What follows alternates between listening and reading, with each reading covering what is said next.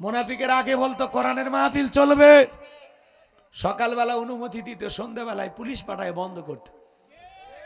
কথা কন না কে? যারা কোরআন বন্ধ করে টিকে থাকতে চেয়েছিল বলেন তো বাজান, ওরা আর আছে? হ্যাঁ, কোরআনের মাহফিলের অনুমতি নেওয়ার জন্য থানার ওসির কাছে যাওয়া লাগতো। কি ওসির বাপ কি কোরআন নাজিল করছে? হ্যাঁ, থানার যাওয়া লাগবে কেন? নেতার পায়ে ধরা লাগবে কেন? ডিসি অফিস যাওয়া লাগবে কেন? এরা কারা? কথা কয় না কে? এনারা কোরআনের মাহফিলের অনুমতি দেওয়ার জন্য এরা কারা?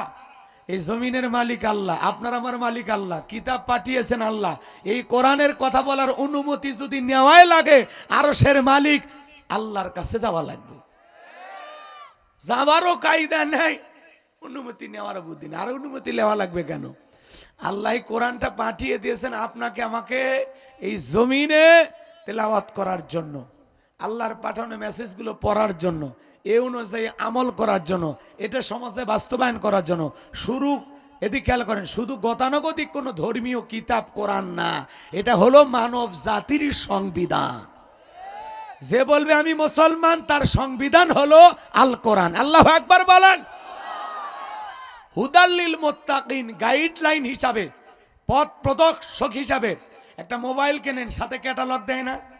কথা কয় না ভাই, বলেন তো বাজান। ওই যে ক্যাটালগ পাইছেন, এখন ভিভোর দিয়ে যদি রেডমি চালাইতে যান, ক্যাটালগ কিন্তু ভিভোর, কিন্তু আপনি ওই ভিভোর ক্যাটালগ দেখে রেডমি মোবাইলে ফাংশনগুলো কি করতেছেন? ঘাটাঘাটি করতেছেন। মিলবে? কথা কয় না, মিলবে? একটা মোবাইলের ক্যাটালগ, একটা কোম্পানির ক্যাটালগ দিয়ে আর একটা কোম্পানির মোবাইল চলে না। আর আমরা মানুষ, মানুষের তৈরি করা নিয়ম নীতি দিয়ে চলতে চাই। কিয়ামত পর্যন্ত সমাজের 1 ইঞ্চি মাটিতেও কেউ শান্তি প্রতিষ্ঠিত করতে পারবে না। এ মানুষকে যদি চালাইতে হয়, আল্লাহর পাঠানো ক্যাটালগ অনুযায়ী চলতে হবে। মানুষের তৈরি করা নিয়ম নীতি দিয়ে চললে পৃথিবীর মানচিত্রে শান্তি খুঁজে পাবেন না। শান্তি পেতে হলে কার কার পদ্ধতি অনুযায়ী চলতে হবে? জোরে বলেন, কার কার পাঠানো কিতাব অনুযায়ী চলতে হবে? আল্লাহর পাঠানো কোরআন অনুযায়ী কারা কারা চলতেছেন? এই ভাই এগুলো দেন না আমার কাছে, এখানে লাগান, এখানে লাগান। আমি শরীরে নড়াচড়া বেশি করি, এগুলো সব ছিঁড়ে শেষ হয়ে। যুবক মানুষ বোঝেন না, হাত না নাড়াইলে হয় না। আমারে আবার অনেকেই ভিডিওতে কমেন্ট করে, আবার আমারে সরাসরি বলে, হুজুর আপনি এত নড়েন কেন? একটু ঠান্ডা মাথায় ওয়াজ করবেন, অমুক হুজুর করে কি সুন্দর ঠান্ডা মাথায়। আমি বললেন না, আমি একটু নড়াচড়া না করলে শরীরে শক্তি পাই না। কথা কি বুঝতে পারতেছেন? ওই ঝিমানি ওয়াজ আমারে দিয়ে হবে না। কথা কি বুঝতে পারতেছেন? আর আমার শ্রোতাও ঝিমানি হলে চলবে না, ব্রয়লার মুরগি মার্কা হলে হবে না, দেশি মুরগি হওয়া লাগবে, ধরার আগে কক করে ওঠা লাগবে। কথা কোন ঠিক কি না? খালি একটু অপেক্ষা করেন, 4:05 বাজলে বুঝবেন যে হুজুর কি বললো আর কি শুনলাম। 5-10 মিনিট শুনিয়া চা স্টলে যার সমালোচনা করে লাভ হবে না। খাওয়া নাই, ঘুম নাই, কত কষ্ট করে আপনাদের এলাকায় আসলাম, সময় না দিলে হবে? খালি একটু অপেক্ষা করেন। কষ্ট হচ্ছে আপনাদের? তাহলে মোনাফিক চেনা বড় কঠিন। দাড়ি টুপি থাকার পরে মোনাফিক হতে পারে, হজ করার পরে আলহাজ মোনাফিক হতে পারে। কারণ রসুলের পিছনে নামাজ পড়ে লোকটা যদি মুনাফিক হয়, আপনার আমার পিছনে নামাজ পড়ে তার সাথে বড়টা হবে। কথা বলেন ঠিক কিনা? আরে কোরআনের মাহফিলে 144 কি কথা কর না কে, কি সাহস ওদের! আল্লাহর কোরআনের কথাগুলো বন্ধ করে দিত। কি কারেন্ট গেছে? থামেন একটু, জেগে করে লা ইলাহা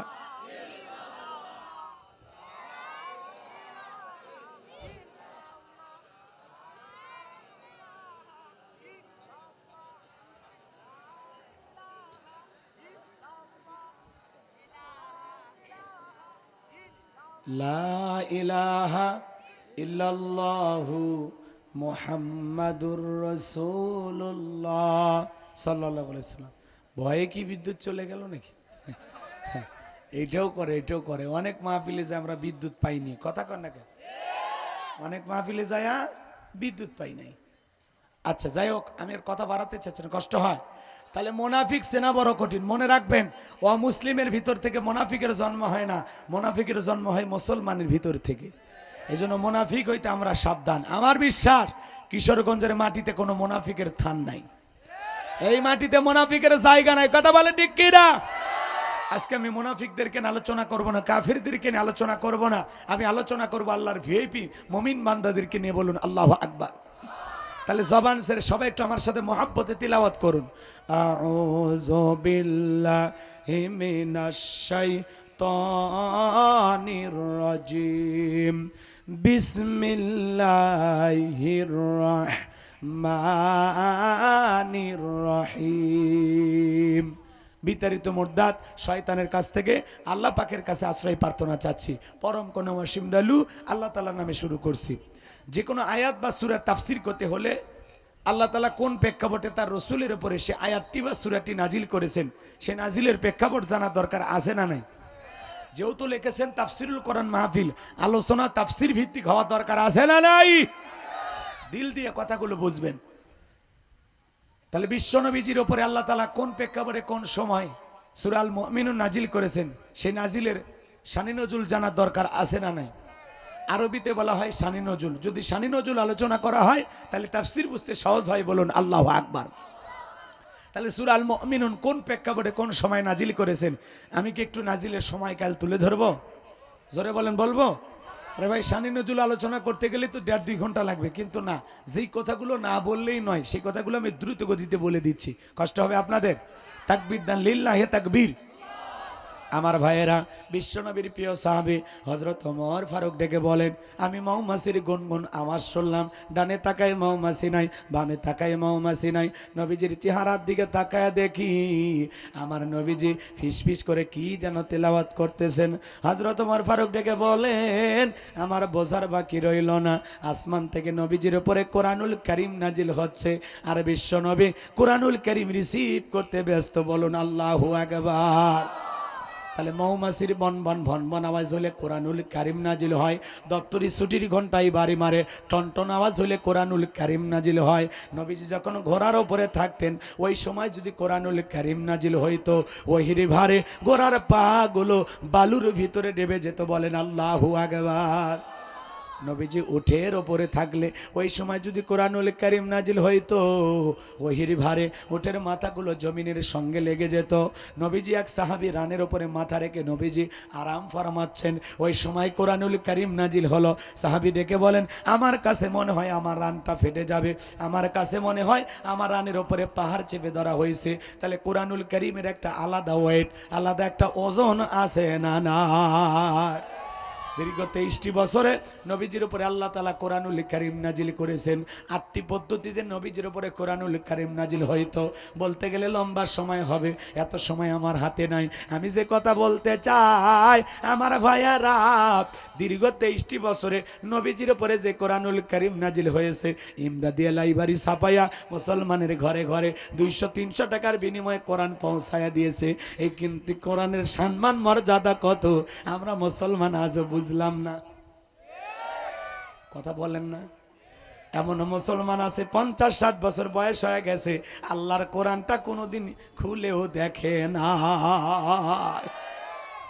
আমাদের চাইতে বড় কপাল পোড়া কে আছে? মালিকের সাথে প্রেম যদি জমাইতে চান, মালিকের পাঠানো চিঠি পড়ার দরকার আছে না নাই? মজনু যদি সারা জীবন লাইলির কাছে চিঠি লাগে, আর লাইলি যদি চিঠি না পড়ে, তাহলে লাইলির অন্তরে কি মজনুর জন্য মহাব্বত হবে? কোরআনের সাথে যদি সম্পর্ক না থাকে তাহলে মালিকের সাথে তো মহাব্বত হবে না। এই জন্য কোরআনের সাথে আমাদের সম্পর্ক রাখার দরকার আছে না নাই? নিয়মিত কোরআন পড়বেন, কোরআন পড়লে আপনার দিলটা পরিবর্তন হয়ে যাবে, কোরআন পড়লে অন্তরের মরিচাগুলো দূর হয়ে যাবে। কোরআনের সাথে সম্পর্ক রাখতে পারলে কবরটা কোরআনের আলো দিয়ে আলোকিত হবে, মিজান ফুলসিরাতে ভাগ্য খুলে যাবে, কোরআনের সুপারিশ কিয়ামতের ময়দানে ভাগ্যে জুটে যাবে। বলেন আল্লাহু আকবার। আমার ভাইয়েরা, হযরত ওমর ফারুক ডেকে বলেন, নবীজির কোরআনুল কারীম রিসিভ করা শেষ হয়ে গেল।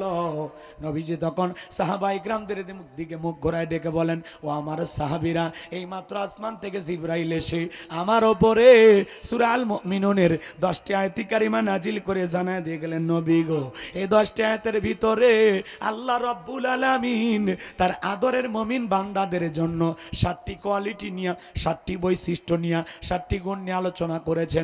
কোন মুমিন যদি এই 7টি গুণে গুণান্বিত হতে পারে, 7টি গুণ দিয়ে তার জীবনটাকে সাজাইতে পারেন, আমার আল্লাহ রাব্বুল আলামিন বলেন, উলাইকা হুমুল ওয়ারিসুন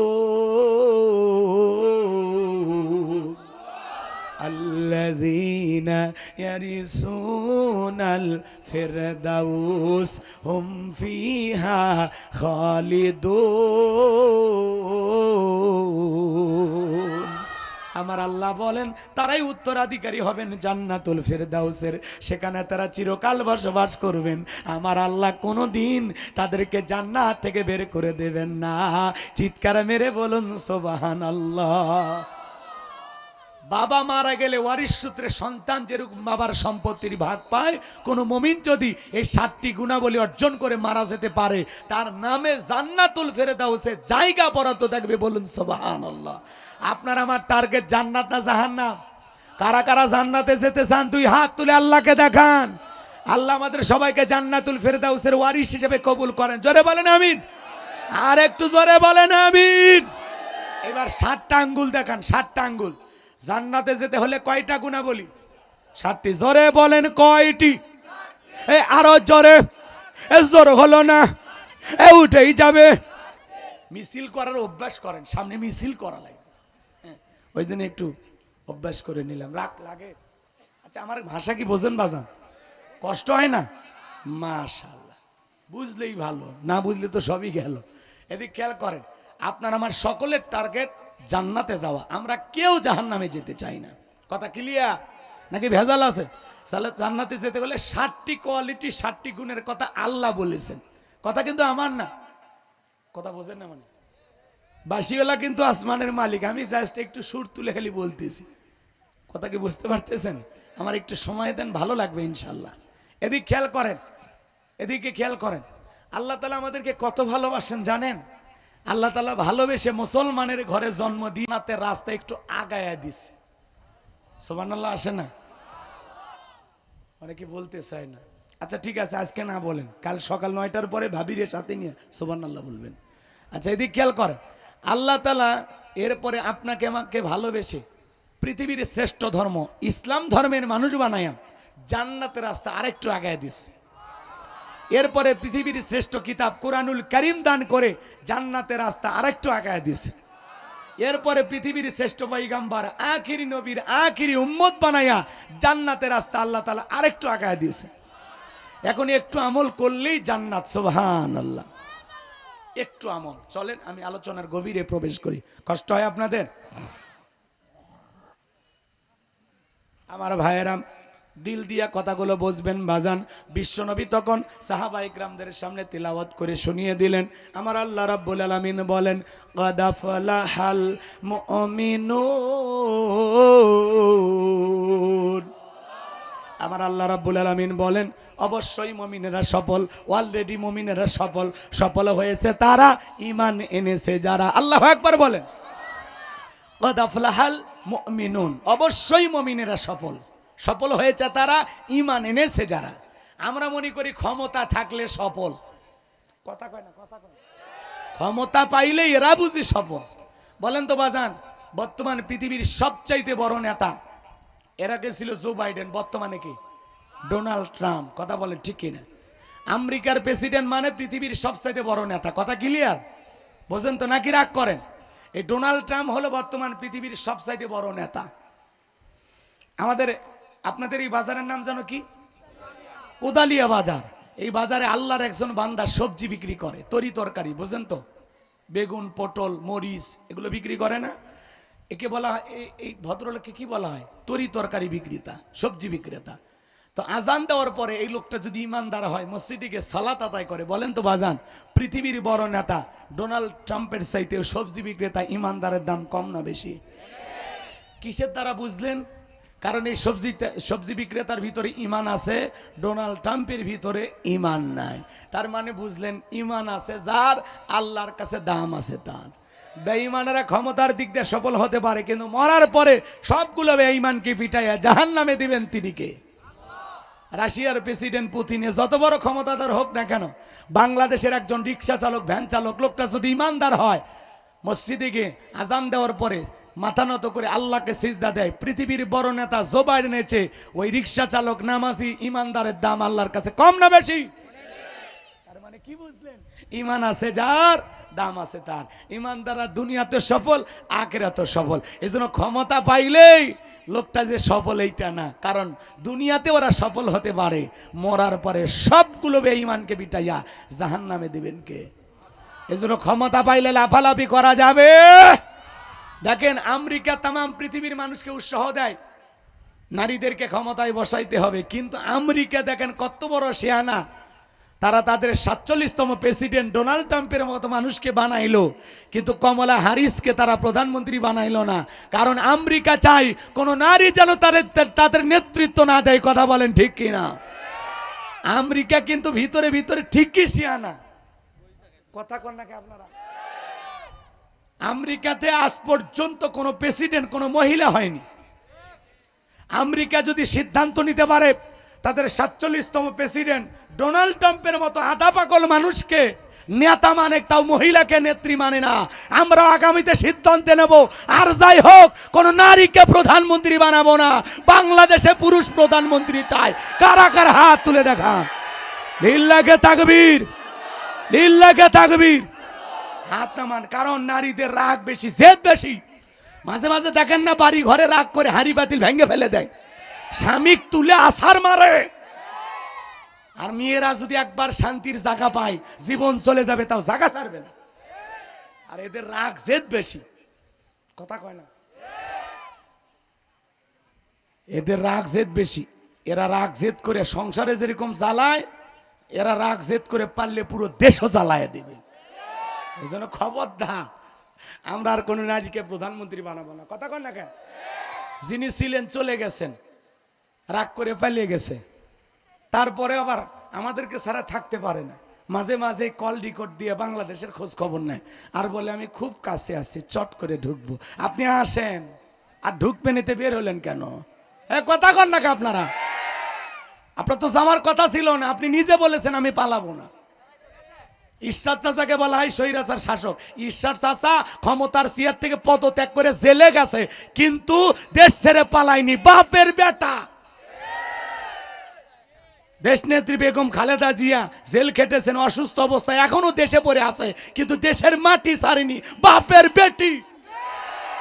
আর আপনি যেই মুখে বলেন পালাবো না, সেই মুখ দিয়ে কিভাবে পালিয়ে গেলেন? আপনাকে বলা হতো মমতাময়ী প্রধানমন্ত্রী, আপনার কোটি কোটি অনুসারী মোহাব্বতের মানুষ, তাদেরকে ফেলাইয়া নিজের জীবনটাকে বেশি মনে করলেন।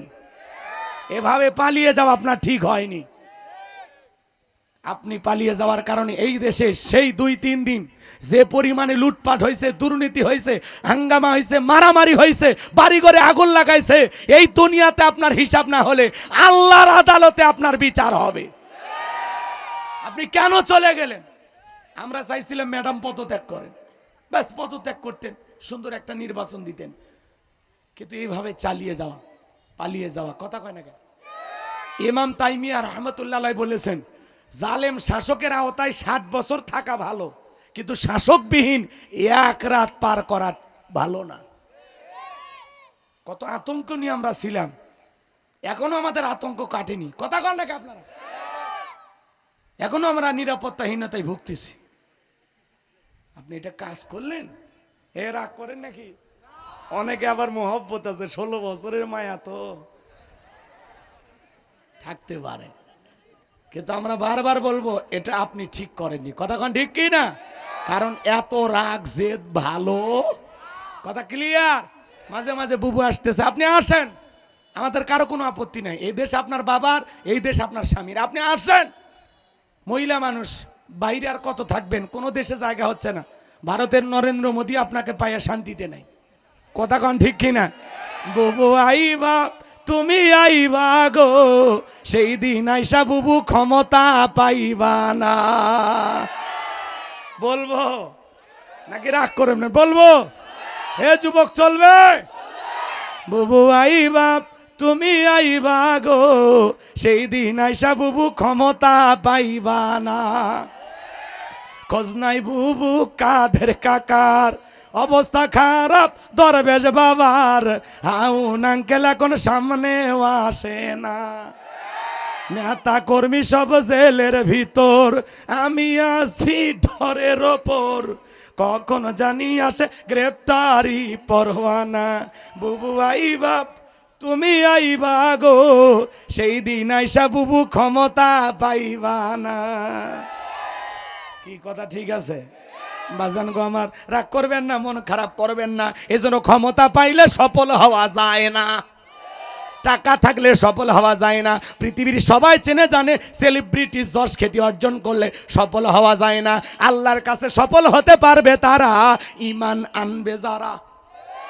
এজন্য আল্লাহ বলেন কদাফুলাহাল মুমিনুন, অবশ্যই মুমিনেরা সফল। সফল হয়েছে তারা, ঈমান এনেছে যারা। আপনার চেহারা কালো হোক, ফর্সা হোক, লম্বা হন, খাটো হন, ধনী হন, গরিব হন, তাতে কোনো সমস্যা নাই। আপনার ভিতরে ঈমান আছে, আল্লাহর কাছে দাম আছে। আল্লাহু আকবার। এই জীবনে যদি আল্লাহর কাছে দামি হতে পারি, আর কিছু চাওয়ার আছে? তাহলে আমি বলবো সফল হয়েছে কারা, আপনারা বলবেন ঈমান এনেছে যারা। বলতে পারবেন না বাজান? তাহলে বলেন সফল হয়েছে কারা? বাস। এইবার আপনাদেরকে ছোট্ট একটা প্রশ্ন করব। একজন অমুসলিম জহরের নামাজের পূর্বে ঈমান গ্রহণ করেছে, ওই ব্যক্তির উপরে জহরের সালাত আদায় করা কি ফরজ? মাশাআল্লাহ, চমৎকার শ্রোতা, চালাক মানুষ। না হইলে কি বারবার রাষ্ট্রপতি হয়? আচ্ছা, এদিক খেয়াল করেননি। কিশোরগঞ্জের মানুষ অনেক চালাক, কথা বলেন ঠিক কি না? কষ্ট হয়, কষ্ট হয়, আমার কথায় কষ্ট হয়। আচ্ছা, এদিক খেয়াল করেন বাজান গো আমার। আমি যে কথা বলতে চাচ্ছিলাম, মুমিন জীবনের সবচেয়ে গুরুত্বপূর্ণ ইবাদতের নাম হলো সালাত। আল্লাহ পাক যখন মুমিনদের 7টি বৈশিষ্ট্য নিয়ে আলোচনা করলেন, 1 নাম্বার সালাত দিয়ে শুরু করেছেন। আল্লাহু আকবার বলেন।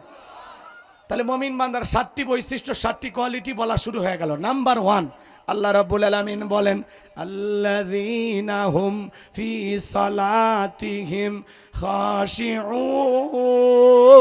খাশিউন। আবার আল্লাহ রাব্বুল আলামিন বলেন যারা নিজেদের সালাত বিনয়ের সহিত, নম্রতার সহিত, আল্লাহর ভয় নিয়ে আদায় করে। আপনি আমি যখন সালাত আদায় করব, অন্তরে ভয় থাকতে হবে কার? আরো জোরে বলেন আল্লাযীনা হুম ফি সালাতিহিম খাশিউন। যারা নিজেদের সালাত বিনয়ের সহিত, নম্রতার সহিত, আল্লাহর ভয় নিয়ে আদায় করে। এই যে মুরব্বী বাবাজি রাগ করে চলে যায়, রাগ করে যাচ্ছেন, আচ্ছা যেতে পারে, শোনে শোনে, অনেকে আবার বেশি বাস্তব কথা হজম করতে পারে না। হুজুর এগুলো বইলে লাভ কি? ও আগেও বলতে দেবেন না, এখনো বলতে দেবেন না, তো বলবো কখন? যেদিন আমি মরে যাব সেদিন হক কথা বলা লাগবে। কথা কন ঠিক কি না? আর মাঝে মাঝে একটু নাড়া দিয়ে আপনাদেরকে মনে করে দেওয়া লাগবে, যাতে ওদের ইতিহাস আপনারা ভুলে না যান। রাগ করছেন? চলেন। যারা জুলুম করবে, জালেমের শেষ পরিণতি হলো পরাজয়। আর দুর্বল, অসহায়, নির্যাতন সহ্যকারী মুসলমানদের শেষ পরিণতি হলো বিজয়। কথা কি বুঝতে পারতেছেন? তো যারা জুলুম করেছে এরা পরাজিত। আমরা মাজলুম ছিলাম, আল্লাহ আমাদেরকে বিজয় দিয়েছে, আমরা যেন আবার জুলুম না করি। কথা ক্লিয়ার? এই এতটুকু। চলেন আমরা সামনের দিকে যাই। তাহলে আল্লাহ তাআলা বলেন যারা বিনয়ের সহিত, নম্রতার সহিত, আল্লাহর ভয় নিয়ে সালাত আদায় করে।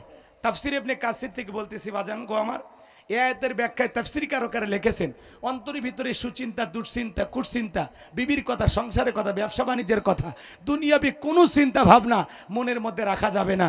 আপনি আমি যখন সালাত আদায় করতে যাব, দুনিয়ার সব চিন্তা ভাবনা মসজিদের বাইরে রেখে টেনশন মুক্ত হৃদয় নিয়ে আল্লাহকে সিজদা দেওয়ার জন্য মসজিদে যাওয়ার দরকার আছে না নাই? আপনি আমি যখন সালাতের মধ্যে দাঁড়িয়ে যাব, অন্তরের ভিতরে ভয় থাকতে হবে কার? ইয়া আইয়ুহাল্লাযীনা আমানু তাকুল্লাহ, হে ঈমানদারগণ আমি আল্লাহকে ভয় করো, হাক্কা তুকাতিহি, ভয় করার মতো ভয় করো। কিভাবে ভয় করবেন, কিভাবে সালাত আদায় করবেন? আম্মা জান আয়েশা ডেকে বলেন, বিশ্বনবী যখন সালাত আদায় করতেন আমি তাকিয়ে দেখতাম নবীজি নামাজের ভিতরে এত লম্বা সময় ধরে দাঁড়িয়ে থাকতেন, নবীজির পা মোবারক ফুলে উঠত। একটা মানুষ কতটা লম্বা সময় দাঁড়িয়ে থাকলে পা ফুলে ওঠে আপনি চিন্তা করতে পারেন? আমার ভাইয়েরা, বিশ্বনবী সবচেয়ে লম্বা সময় নামাজে দাঁড়িয়ে থাকতেন। আম্মা জান আয়েশা আরো বলেন, নবীজি এত লম্বা সময় রুকু করতেন, সিজদা করতেন, মাঝে মাঝে মনে হয় নবীজি আর কোনোদিন সিজদা থেকে মাথা উঠাবেন না। আল্লাহু আকবার। একদিন বিশ্বনবী সিজদা দিয়ে এত কান্না করেছেন, কাঁদতে কাঁদতে সিজদার জায়গাটা পর্যন্ত ভিজে গেছে। আম্মা জান আয়েশা জিজ্ঞাসা করলে, নবী গো আপনি এত কান্না কেন করেছেন, কি হয়েছে আপনার? বিশ্বনবী ডেকে বলে, আয়েশা আমি তো আমার জন্য কাঁদি না, আমি কাঁদি আমার গুনাহগার উম্মতের জন্য। আমি আল্লাহর কাছে কেঁদে কেঁদে বলি, আল্লাহ আল্লাহ আমার গুনাহগার উম্মতের গুনাহগুলো মাফ করে দাও, আমার গুনাহগার উম্মতের গুনাহগুলো মাফ করে দাও, আল্লাহ তাদেরকে জান্নাত হিসেবে কবুল করে নাও। কেমন নবী পাইছি, যে নবী ইন্তেকালের সময় নবীজি রুহটা বের হয়ে যাবে, কয়েকটি কথা বললেন, তার মধ্যে আমার নবী, প্রিয় নবী বললেন উম্মতকে আসসালাত আসসালাত, ও আমার উম্মতেরা নামাজ নামাজ নামাজ। আল্লাহু আকবার। আমার ভাইয়েরা, কিয়ামতের ময়দানে সর্বপ্রথম সালাতের হিসাব হবে। আমার ভাইয়েরা, বিশ্বনবীর সাহাবীরা কিভাবে সালাত আদায় করতেন? মরুভূমিতে সাহাবা ইকরাম যখন নামাজে দাঁড়িয়ে যেতেন, ওই মরুভূমির পাখিগুলো খেজুর গাছ মনে করে সাহাবা ইকরামদের কাঁধের উপরে, মাথার উপরে বসে থাকতো। নবীজির সাহাবীরা সালাতে এত মনোযোগ, কাঁধে পাখি পরে থাকে তারপরে টের পাইতো না। সুবহানাল্লাহ। আর আপনি আমি একটা মশা পড়লে এই হাত এই জায়গায় নিয়ে জায়গা, আগে মশা মারে তারপরে সুরে ধরে। কথা কন।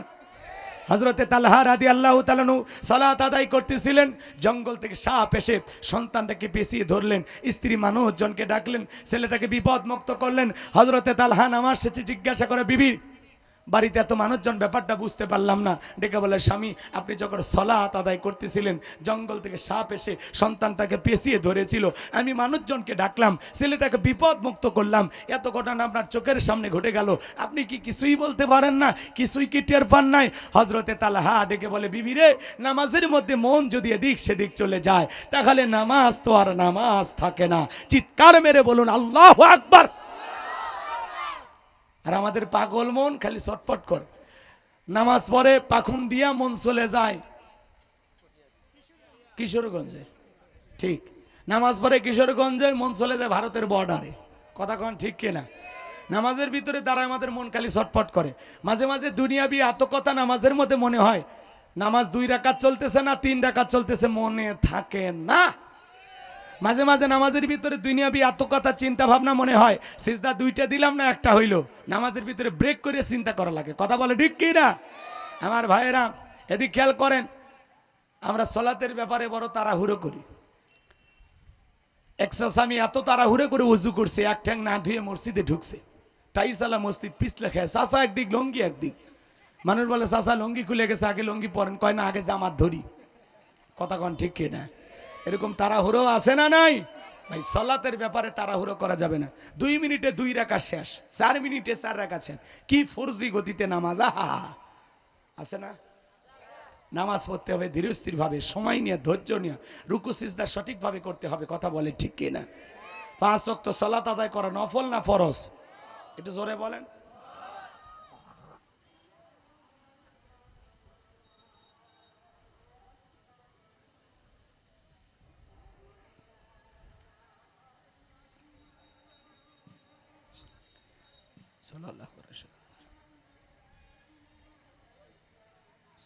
এ ভাই, এই আজান হচ্ছে, এই জন্য আমি আজানের জবাব দিচ্ছি, আপনারা দেন।